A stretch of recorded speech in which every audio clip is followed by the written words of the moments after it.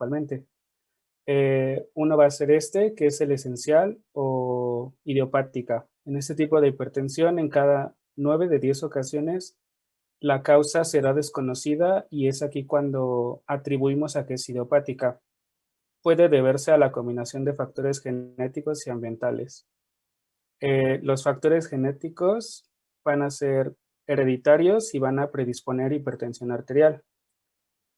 Se encontró que en una pequeña porción de casos de hipertensión esencial hay una relación con polimorfismos del angiotensinógeno, variantes del receptor angiotensina 2, específicos polimorfismos del sistema renina-angiotensina. Actualmente se desconocen genes de susceptibilidad de la hipertensión esencial, pero posiblemente incluya factores relacionados con la reabsorción renal de sodio, producción de sustancias presoras endógenas y el crecimiento de las células mieloides, cuando hay una leucemia mieloide crónica. La siguiente, por favor. Tenemos factores ambientales y el primero va a ser la edad. Cuando hablamos de la edad, cuanto mayores tenemos un mayor riesgo de tener hipertensión arterial. En edades avanzadas suele elevarse la presión sistólica, que también conocemos como presión alta o máxima, y descender la diastólica, que conocemos como presión baja o mínima. Generalmente, entre mayor edad, tenemos una mayor predisposición a distintas patologías. Al momento que las personas envejecen, las grandes arterias se endurecen gradualmente y las arteriolas pueden llegar a bloquearse parcialmente. Cuando hablamos de obesidad, existe una relación estrecha entre el peso y la presión arterial, sobre todo cuando hay un acúmulo de lípidos en la parte abdominal. Podríamos hablar de obesidad como uno de los factores que, junto con otros, será denominado síndrome metabólico. Este síndrome une la obesidad abdominal, hipertensión, azúcar alto o diabetes, triglicéridos elevados y colesterol bueno bajo. Una dieta rica en sal puede generar, gracias al sodio, una retención de líquidos y por ende aumentar la tensión arterial. Lo correcto sería llevar una dieta balanceada entre una cantidad correcta de sal y alimentos que contengan calcio y potasio. La falta de actividad física o sedentarismo, todos sabemos que es necesario realizar ejercicio durante la semana. Cuando hablamos del corazón, el ejercicio cardiovascular es fundamental para mantener un corazón sano. Y el consumo de alcohol, tabaco y sustancias dopantes. El tabaco sabemos que contiene nicotina que puede generar taquicardia y algunos estimulantes como la cocaína pueden generar que la tensión arterial aumente durante tiempos prolongados de tiempo. Estos factores ambientales van a modificar el efecto de distintos determinantes energéticos. También puede deberse a una reducción de la excreción renal de sodio y esto va a ser debido a que este descenso causa un incremento en el volumen del líquido, así como del gasto cardíaco, y esto genera un aumento en la presión arterial. La presión arterial alta genera que los riñones excreten más sodio, lo cual generará que se deba generar un nuevo estado de equilibrio en la excreción del mismo. Y por último, tenemos un aumento de la resistencia vascular que puede deberse a una vasoconstricción o a cambios estructurales en la pared del vaso. La vasoconstricción crónica puede dar lugar al engrosamiento permanente de las paredes de los vasos afectados. Y podríamos decir que la hipertensión arterial idiopática o esencial es compatible con una supervivencia, entre comillas, a menos que aparezca un infarto de miocardio, un accidente cerebrovascular o alguna otra complicación. La siguiente, por favor.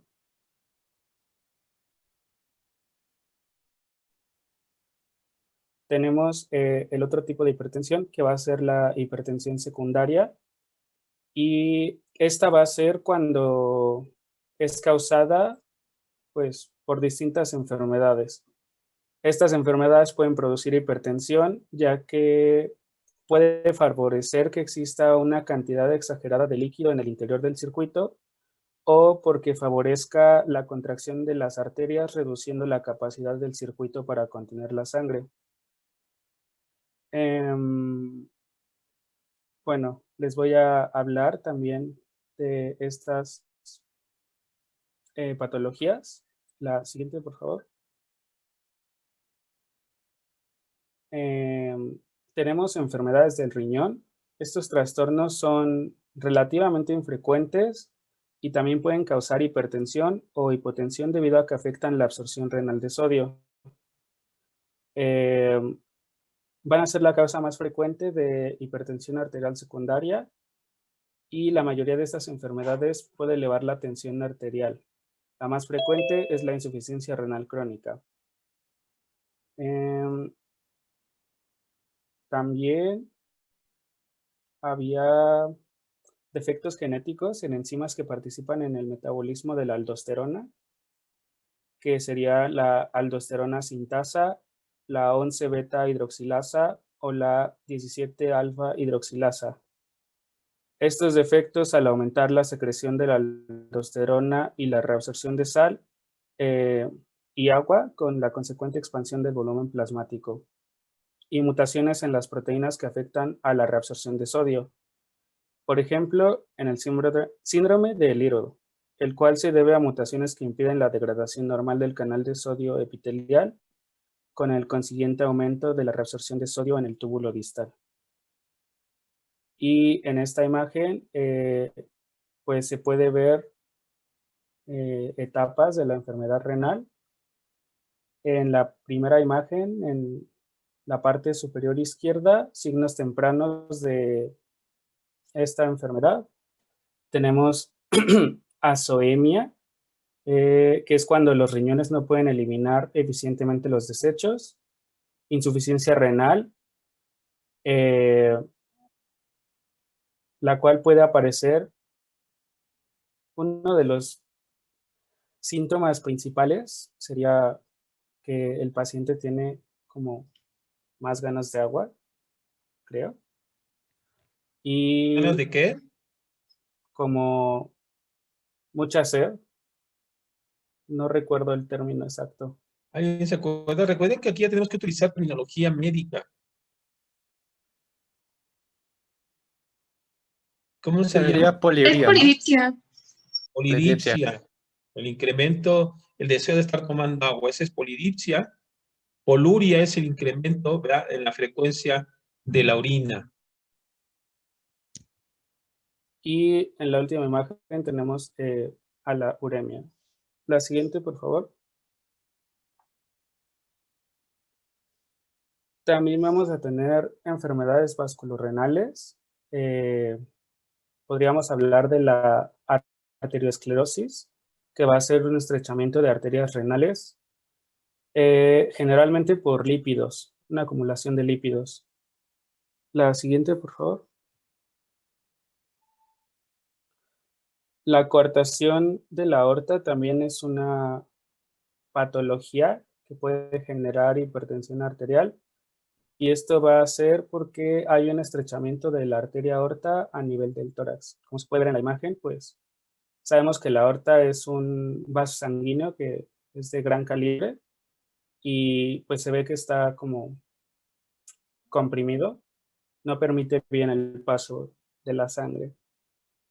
La siguiente, por favor. También vamos a tener enfermedades metabólicas como la enfermedad de Cushing, hiperaldosteronismo, feocromocitoma, hipercalcemia, hipertiroidismo e hipotiroidismo y acromegalia. La siguiente. Y cuando hablamos de enfermedades de causa neurológica, pues puede ser una cuestión psicógena, hipertensión intracraneal, apnea del sueño y estrés agudo. La siguiente. Puede ser causada por algunos medicamentos o sustancias como corticoides, estrógenos en dosis altas, antidepresivos, descongestivos nasales, antiinflamatorios, ciclosporina y, bueno, la cocaína, como ya había mencionado anteriormente. La siguiente. Existe algo que se llama trastornos monogénicos. Bueno, estos son los que ya había mencionado anteriormente. Los defectos genéticos en la aldosterona sintasa, la 11-beta hidroxilasa o la 17-alfa hidroxilasa y las mutaciones de las proteínas que afectan a la reabsorción de sodio. La siguiente, por favor. En esta tabla tenemos los tipos y las causas de hipertensión.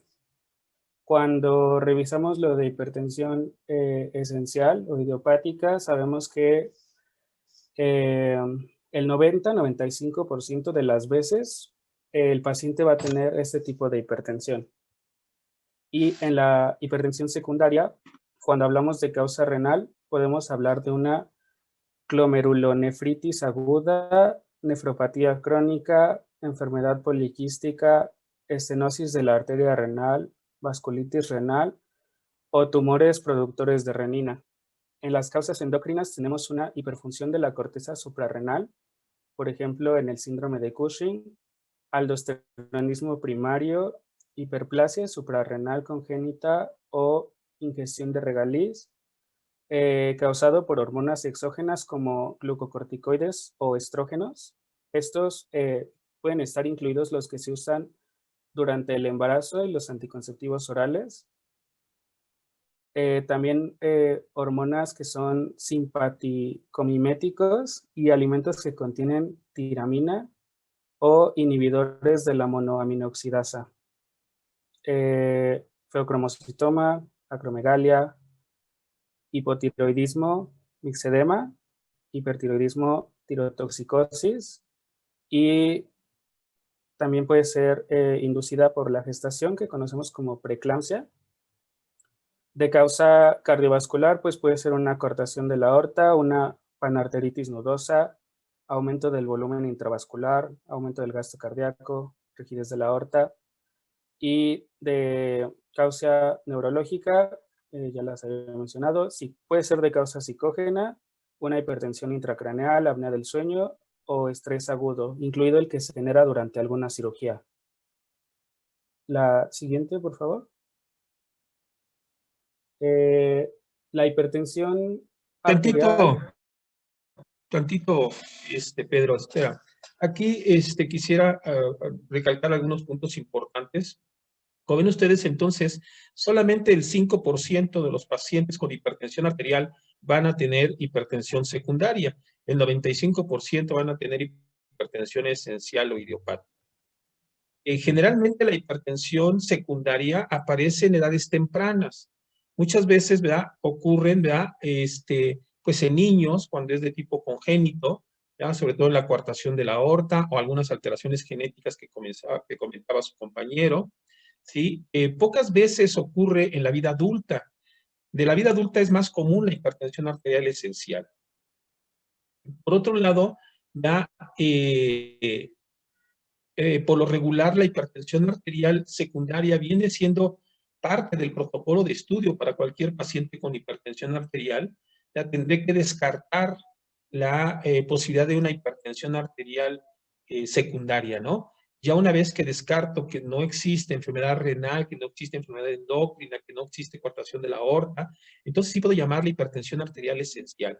Muchos de las enfermedades pueden obviamente tenerse con la simple inspección o durante la exploración física.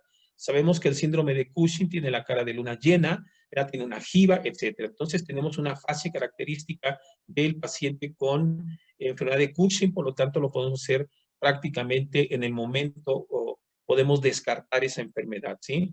La coartación de la aorta generalmente provoca un soplo a nivel de la aorta que se irradia hacia la región de en la región dorsal, ¿no? Y obviamente encontramos una presión muy alta en los brazos superiores y una disminución de la presión en los miembros inferiores, por lo tanto también podemos descartarla en el momento. El feocromocitoma se caracteriza sobre todo por cifras de presión arterial que llamamos nosotros en aguja. O sea, de repente sube una presión sistólica, la podemos tener de repente en 180 y después bajar ya a 100 o 90 la sistólica y después otra vez presentarse cifras. Entonces le llamamos con picos en aguja, ¿no? Entonces esto es muy característico también y por lo tanto podemos nosotros saber ese tipo de hipertensión arterial. La psicógena, en donde no encontramos ninguna enfermedad, ¿verdad? Generalmente vemos que el paciente está bajo estrés importante, etcétera, ¿no? El tener estudios de rutina como los electrolitos séricos pues me descartan, ¿verdad?, la posibilidad de un hiperaldosteronismo, ¿verdad?, valorando los valores que tuviera bajos del potasio. También, ¿verdad?, entonces podemos ver si mi paciente está tomando anticonceptivos, pues esa es la causa de la hipertensión arterial. Si mi paciente está, ¿verdad?, tratándose también de la menopausia, ¿verdad?, puede ser también el uso de hormonas lo que esté causando la hipertensión arterial. Entonces, podemos ver que el estudio del paciente con hipertensión arterial, más allá, ¿verdad?, de diagnosticarlo como hipertensión esencial, tenemos primero que descartar una hipertensión secundaria. Entonces, cuando es joven el paciente con hipertensión arterial, debemos de pensar antes de hipertensión esencial en hipertensión secundaria, finalmente hacer una serie de estudios y una buena exploración para llegar al diagnóstico. Adelante, Pedro. Gracias. Los síntomas. Normalmente una hipertensión arterial no produce síntomas. De hecho, creo que es por esto que se le conoce como una enfermedad silenciosa, porque puede Sí, generar la muerte, pero pues no sabes. Mucha gente va a consulta y resulta que son hipertensos cuando ellos no tenían ni siquiera una idea. En caso de existir síntomas, pues puede haber cefalia, epistaxis o cambios en la visión. Y, por ejemplo, en una hipertensión arterial grave, eh, puede haber dolor de cabeza, cansancio, náuseas, vómitos, sensación de cefalea. ahogo. Sí, Acuérdate, Pedro. Nosotros, entre médicos, terminología médica. puede existir edema. eh, por ejemplo, cuando la hipertensión genera una carga de trabajo en el corazón, puede causar dolor torácico también, o puede provocar el desgarro de una gran arteria, como por ejemplo la aorta, y también puede presentarse dolor abdominal. Em, También si la hipertensión es debido a un feocromocitoma, los síntomas pueden incluir cefalea intensa, ansiedad, sensación de pulso rápido o palpitaciones, sudor excesivo, temblores y palidez. La siguiente, por favor. Bueno, esta patología puede generarnos complicaciones en distintos órganos. Por ejemplo, en el corazón va a ser el lugar donde con más frecuencia estos pacientes presentan complicaciones, ya que el corazón, al tener que introducir la sangre con una presión muy elevada, tiene que hacer un esfuerzo extra y aumenta su tamaño, algo que se denomina hipertrofia ventricular, que conocemos como el crecimiento del ventrículo cardíaco. Y este crecimiento exagerado y anormal favorece el desarrollo de una insuficiencia cardíaca. Cuando la bomba cardíaca falla y ya no puede impulsar la sangre de manera adecuada, eh, también los pacientes con hipertensión arterial tienen un riesgo aumentado de enfermedad coronaria, ya sea una angina de pecho o un infarto de miocardio. Y las Recuerden, enfermedades... pueden que este tipo de pacientes que tienen hipertrofia del ventrículo izquierdo, la insuficiencia cardíaca que hacen no es una insuficiencia cardíaca sistólica, sino es una insuficiencia cardíaca diastólica, ¿sí? Y esa fisiopatología es importante entenderla. Como les decía ayer, la fisiopatología de la hipertensión arterial va a depender de qué la está originando. En este caso, por ejemplo, ¿verdad?, si hay hipertrofia del ventrículo izquierdo, entonces el poder expandir ese ventrículo izquierdo por la aurícula le va a costar mucho trabajo, ¿sí? Imagínense, traten ustedes de ¿verdad? Abrir ese músculo que está enfrente de ustedes va a ser muy difícil. Entonces, la aurícula no tiene mucho músculo, sabemos, y pues le cuesta trabajo vaciarse en forma adecuada hacia el ventrículo izquierdo. Entonces, el problema sistólico, el problema diastólico está presente al no poderse distender el ventrículo izquierdo. Por lo tanto, la aurícula izquierda siempre va a tener un remanente de sangre que no puede expulsar por no poder dilatar ese ventrículo izquierdo, y ese remanente con el siguiente latido que llega más sangre se va a ir incrementando cada vez más, aumentando la presión de la aurícula izquierda y esta transmitiéndole a capilares pulmonares. ¿Sí? Entonces, aquí la hipertensión arterial me puede dar, ¿verdad?, lugar a una insuficiencia cardíaca diastólica, ¿sí?, que es un trastorno de la relajación del ventrículo izquierdo por la hipertrofia. También este tipo de pacientes, ¿verdad?, se incrementa la demanda de oxígeno. Es un músculo mucho más grueso y por lo tanto requiere de más oxígeno. Y a veces no crecen a la par las arterias coronarias. Por lo tanto, entonces, tengo una deficiencia en el aporte de oxígeno. Cuando aumenta la presión arterial, todavía consume más oxígeno y el paciente puede presentar angina de pecho, que llamamos nosotros angina dinámica. No es porque esté tapado en la arteria coronaria, sino le está faltando oxígeno porque el número de arterias coronarias es insuficiente para la superficie, ¿verdad?, de músculo que tenemos por la hipertrofia. ¿De acuerdo? Sí, Adelante. gracias. También debemos recordar que las enfermedades del corazón van a ser la primera causa de muerte en los pacientes que tienen hipertensión arterial. La siguiente, por favor. La siguiente. También vamos a tener complicaciones en los riñones. La hipertensión arterial junto a la diabetes van a ser la primera causa de insuficiencia renal crónica. Esto en países industrializados. Muchas enfermedades del riñón producen hipertensión arterial, por lo que a veces no se sabe cuál es la primera alteración, si el daño del riñón o la presión arterial elevada. La Es siguiente. la eterna pregunta, ¿qué fue primero, el gallo o la gallina? Sí, El huevo o la gallina, perdón. la siguiente.